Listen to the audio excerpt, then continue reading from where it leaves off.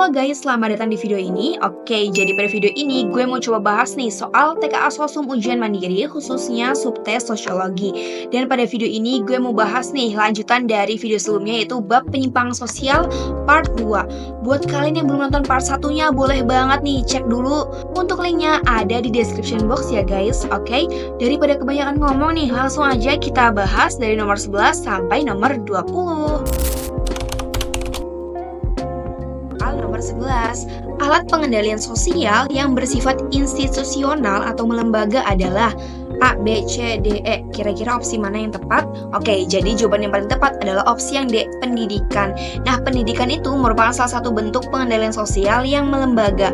Karena apa? Karena itu dilaksanakan melalui lembaga formal seperti sekolah atau universitas. Nah, pendidikan ini mengajarkan nilai, norma, dan aturan dalam masyarakat secara sistematis dan terstruktur. Oleh karena itu, opsi yang D ini udah bener-bener tepat banget, pendidikan. Oke, kita cek opsi lainnya. A, ini gosip juga nggak sesuai, desas-desus ini juga nggak sesuai karena ini sifatnya non formal alias tidak melembaga. Yang C, ini teguran juga ini tuh bisa sifat personal atau informal gitu ya. Terus yang E, pengecualian, ini juga kurang sesuai karena itu lebih ke sanksi sosial gitu loh, dan sifatnya nggak selalu institusional kayak gitu. Yang tepat yang D. Soal nomor 12, dewasa ini banyak terdapat masyarakat yang tidak tertib karena banyaknya pelanggaran nilai dan norma sosial yang ada di dalamnya. Situasi demikian itu menurut Durkheim disebut apa kira-kira? Nah, jadi penyimpangan sosial merupakan bentuk perilaku yang dilakukan oleh seseorang yang tidak sesuai dengan norma dan nilai sosial yang berlaku dalam masyarakat. Nah, salah satu faktor penyebab dari penyimpangan sosial adalah anomi, guys. Jadi, jawabannya itu opsi yang E, anomi. Kayak gitu. Nah, jadi menurut Durkheim sendiri, anomi ini tuh bisa terjadi karena apa? Karena aturan-aturan yang terdapat pada masyarakat ini tuh nggak ditaati gitu loh, sehingga orang lain dan keadaan ini tuh menyebabkan penyimpangan dan perbedaan dalam berperilaku. Nah, hal ini sering terjadi pada masyarakat yang memiliki banyak norma dan nilai. Tapi nilai-nilai dan norma itu saling bertentangan, kayak gitu. Banyak nilai dan norma tapi saling bertentangan kayak gitu guys. Jadi opsi yang E ini udah sesuai banget ya, anomi. Next, soal nomor 13. Pemberian hukuman kepada pemuda yang kedapatan menggunakan narkoba adalah diasingkan dalam kehidupan masyarakat. Nah, pengendalian sosial tersebut menggunakan metode apa? Oke, setelah kita pahamin baik-baik, si pengendalian sosial ini, si narkoba ini tuh dia pakai represif guys. Jadi jawaban yang tepat adalah yang A ya, represif. Nah, represif adalah salah satu tindakan yang biasanya berbentuk seperti tekanan, kekangan, atau penindasan. Sedangkan pengendalian sosial sendiri adalah suatu proses atau kontrol terhadap kemungkinan penyimpangan sosial. Tindakan represif seringkali ditemukan dalam kehidupan sosial, terutama antara pihak yang lebih berkuasa dan pihak yang lebih lemah. Jadi jawaban yang tepat adalah yang A, represif. Kalau B, punishment. Ya, meskipun si punishment ini terkait sama hukuman, tapi ini tuh lebih umum gitu loh dan kurang spesifik tentang konteks pengendalian sosial. Kalau yang C, reward, ini juga nggak sesuai, apalagi nggak relevan banget. Yang ini, yang D, simbolik, ini juga nggak sesuai. Yang E, formal, pengendalian melalui hukum atau aturan resmi, ini juga nggak sesuai. Yang paling tepat yang A. Lanjut soal nomor 14. Pada masyarakat kota, anggota yang melanggar peraturan mendapat sanksi yang sifatnya restitutif karena dianggap efektif sebagai upaya pengendalian sosial. Sedangkan pada masyarakat desa, anggota masyarakat yang melakukan pelanggaran akan mendapatkan sanksi berupa apa? Oke, jadi kalau di masyarakat desa sanksinya berupa apa sih? Kayak gitu kira-kira. Nah, masyarakat desa sendiri itu cenderung memiliki ikatan sosial yang kuat alias Gemeinschaft ya bahasanya. Sehingga sanksi yang diberikan itu sifatnya represif dan non-formal, seperti pengucilan, teguran, atau celaan. Nah, dari si tiga ini udah ada nih jawabannya di opsi, yaitu pengucilan. Jawaban yang paling tepat adalah yang C, pengucilan. Pengucilan ini efektif karena dalam komunitas kecil, tekanan sosial sangat berpengaruh terhadap kepatuhan individu. Seperti itu guys. Yang A, pembayaran denda, ini juga nggak sesuai ya, ini tuh lebih umum di masyarakat kota. Yang B, represif, ini juga nggak sesuai. Yang D ini preventif, nggak sesuai karena ini tuh upaya pencegahan bukan sanksi. Kalau yang E, kurungan penjara, juga nggak sesuai. Yang paling tepat adalah yang C. Lanjut soal nomor 15. Salah satu faktor pendorong terjadinya perubahan sosial yang datang dari dalam masyarakat itu sendiri adalah dari dalam berarti internal ya guys. Nah, perubahan sosial itu apa sih? Ini segala perubahan pada lembaga-lembaga masyarakatan dalam suatu masyarakat yang memengaruhi sistem sosialnya, yang mencakup nilai, sikap, dan pola perilaku. Kita analisis opsinya satu persatu. Yang A, pengaruh budaya lain. Wah, ini sih udah kelihatan jelas ya. Ini tuh dari eksternal guys, eksternal. Berarti ini bukan jawabannya. Yang B, perang saudara. Nah, ini dia guys jawabannya. Yang B, perang saudara ini tuh dari internal guys. Konflik internal dalam masyarakat dapat mendorong perubahan struktur sosial, politik, dan ekonomi. Nah, jadi kalau perang saudara ini kan dari internal masyarakat itu sendiri loh, kayak gitu. Jadi opsi yang B paling sesuai. Yang C, perubahan teknologi. Ini tuh bisa dibilang bisa dari internal atau eksternal. Kalau dari internal tuh kayak penemuan baru, kalau dari eksternal dari adopsi dari luar gitulah intinya. Jadi opsi yang C ini hampir benar tapi masih kurang sesuai karena itu bisa dua-duanya eksternal maupun internal. Yang D, segregasi keluarga. Ini tuh lebih ke gejala sosial gitu loh, bukan pendorong utama dari perubahan sosial. Maka dari itu yang D masih kurang tepat.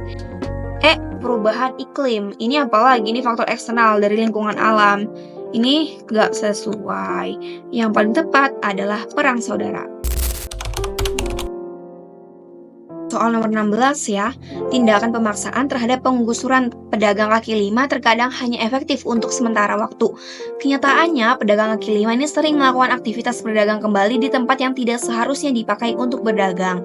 Hal ini menunjukkan bahwa, nah dari kasus ini bisa kita lihat bahwa adanya pengendalian sosial yang tidak konsisten. Nah, tindakan ini sifatnya itu pemaksaan, seperti penggusuran, hanya sifat sementara dan tidak diikuti upaya berkelanjutan untuk menegakkan norma-norma yang udah ada gitu. Terus menunjukkan adanya ketidaktegasan norma. Jika aturan tidak ditegakkan secara tegas dan terus-menerus, penyimpangan akan terus terjadi. Aduh guys, sorry banget. Jadi udah paham ya. Nah, dari kasus itu kita bisa melihat adanya pengendalian sosial yang tidak konsisten dan adanya ketidaktegasan norma. Kalian udah bisa menyimpulkan ya jawaban paling tepat yang mana sih? Yang D, penyimpangan terjadi karena ketidaktegasan pemberlakuan norma dan ketidakberlanjutan upaya pengendalian sosial yang dilakukan. Kayak gitu, opsi yang paling tepat adalah yang D. Kita cek opsi lainnya biar lebih yakin gitu lah. Yang A, konformitas. Ini tuh nggak relevan karena konformitas berarti kepatuhan. Sementara soalnya kan membahas tentang ketidakpatuhan ya. Yang B, penyimpangan sosial itu hampir benar, tetapi itu kurang menyoroti dari ketidaktegasan norma itu. Yang C, penyimpangan terjadi karena ketidakselarasan norma dengan kenyataan. Ini juga nggak tepat karena masalah utamanya tuh bukan ketidakselarasan norma, melainkan penegakannya gitu ya guys. Sorry ya guys, ini sumpah maksudnya ke scroll terus. Yang E, konformitas ini juga nggak sesuai. Jadi yang paling tepat adalah yang D. Semoga kalian paham. Lanjut soal nomor 17. Keteraturan sosial terjadi akibat apa sih? Keteraturan sosial apa sih? Ini tuh suatu keadaan di mana hubungan-hubungan sosial antara anggota masyarakat berlangsung selaras, serasi, dan harmonis sesuai dengan nilai dan norma yang berlaku di masyarakat. Ya, simpelnya tuh keadaan di masyarakat tuh sesuai dengan norma-norma yang udah ada kayak gitu. Nah, kondisi ini tidak bisa terjadi dengan sendirinya, melainkan harus terus diusahakan oleh setiap warga. Ya iyalah kayak gitu. Jadi kira-kira apa sih jawaban yang paling tepat? Nah, jadi jawaban yang paling tepat adalah yang E, keberadaan lembaga pengendali sosial yang berjalan dengan baik. Nah, keteraturan sosial terjadi akibat ketika adanya mekanisme yang mengatur perilaku masyarakat agar sesuai dengan norma dan nilai yang berlaku. Nah, lembaga pengendali seperti penegakan hukum, pendidikan, agama, itu punya peran penting dalam menciptakan dan memelihara keteraturan kayak gitu guys. Ya, jadi kalian udah paham ya kenapa opsi yang E ini udah sesuai. Kita cek yang A, lemahnya pengawasan sosial. Kenapa sih ini salah? Ini tuh justru menyebabkan ketidakteraturan. Yang B, situasi kacau akibat peperangan. Ini juga salah karena kenapa? Ini tuh merupakan contoh dari ketidakteraturan, bukan penyebab keteraturan. Yang C, adanya proses sosialisasi yang tidak sempurna. Ini juga salah. Udah jelas-jelas ya, sumpah. Ini tuh opsinya udah jelas banget, kelihatan mana yang benar kayak gitu. Yang D, perubahan sosial yang terlalu cepat. Ini juga kurang sesuai karena dapat memicu disorganisasi sosial. Ya, semoga kalian paham lah ya. soal nomor 18. Berikut ini contoh kejahatan kerah putih atau white collar crime. Kira-kira apa sih jawaban yang paling tepat? White collar crime itu apa sih? Nah, ini tuh mengacu pada kejahatan yang dilakukan oleh seorang terhormat atau profesional dalam situasi pekerjaan. Biasanya tuh melibatkan tipu daya, penyalahgunaan wewenang, dan motif ekonomi tanpa kekerasan fisik. Contohnya apa? Nah, ini udah aku tulis jawabannya, yaitu yang E, korupsi. Jadi jawaban yang paling tepat adalah korupsi. Nah, korupsi ini penyalahgunaan jabatan untuk keuntungan pribadi. Contoh lainnya ada penipuan keuangan, penggelapan pajak, atau insider trading, kayak gitu guys. Jadi kalian udah paham ya, kenapa sih opsi yang E ini korupsi bisa benar? Kita cek opsi yang lainnya. A, pengedaran narkoba ini nggak sesuai. Yang B, mengedarkan uang palsu. Nah, si A sama B ini tuh dia termasuk kejahatan konvensional atau blue collar crime, kayak gitu ya. Aku tulis di sini blue collar crime. Oke. Jadi opsi yang A sama B ini termasuk blue collar crime. Yang C, ini pencuri kendaraan bermotor, ini salah karena dia itu kejahatan fisik. Yang D, penyalahgunaan narkotika, ini juga nggak sesuai ya. Jadi yang paling tepat yang E, korupsi. Lanjut soal nomor 19. Wah, nggak terasa ya guys, ini tinggal 2 nomor lagi, yaitu nomor 19 sama nomor 20. Kita udah selesai membahas soal penyimpangan sosial. Oke, kita baca soalnya. Sosialisasi yang menekankan pada penggunaan hukuman terhadap kejahatan adalah... Kira-kira apa sih jawaban yang paling tepat? Personalkah, kelompok, partisipatoris, informal, atau represif? Setelah kita perhatikan, jawaban yang paling tepat adalah opsi yang E, yaitu represif guys. Oke, sosialisasi represif ini adalah proses sosialisasi yang menekankan pada apa? Pada hukuman atau punishment terhadap kesalahan atau pelanggaran norma. Terus dia itu menekankan adanya kepatuhan mutlak pada aturan dan kontrol otoritas satu arah dari atas ke bawah. Jadi opsi yang E ini sudah sangat sesuai dengan jawaban dari si soal ini. Yang A, personal ini juga nggak sesuai, kelompok ini nggak sesuai, partisipatoris ini nggak sesuai, informal apalagi ini. Nah, kalian udah paham ya, jawaban yang paling tepat adalah represif.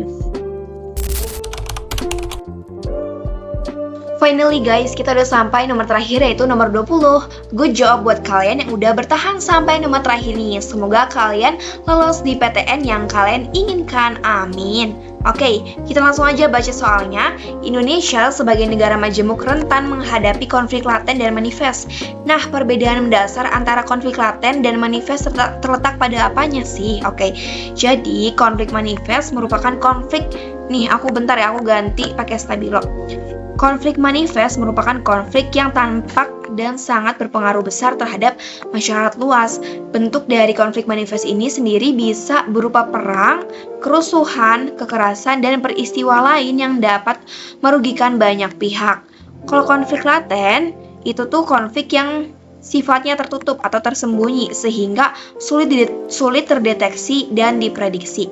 Konflik laten ini tuh disebabkan oleh apa sih? Oleh hal-hal yang tidak terlihat seperti rasa iri, ketidaksukaan, dan perasaan buruk lainnya yang tidak bisa terlihat jelas. Intinya kalau si laten ini tuh nggak kelihatan jelas, tapi kalau si manifest ini tuh dia benar-benar kelihatan jelas atau nyata kayak gitu. Nah, kalian udah bisa mengambil kesimpulan belum? Kira-kira jawaban yang paling tepat apa? Jawaban yang paling tepat adalah yang A, faktor penyebab konfliknya. Wow, ini adalah jawaban yang paling tepat. Ya, segitu aja ya guys pembahasan pada video kali ini dari nomor 11 sampai nomor 20. Semoga kalian bisa paham dan kalian bisa lolos di PTN yang kalian inginkan. Jangan lupa like, comment, share, dan subscribe ya guys. Terima kasih.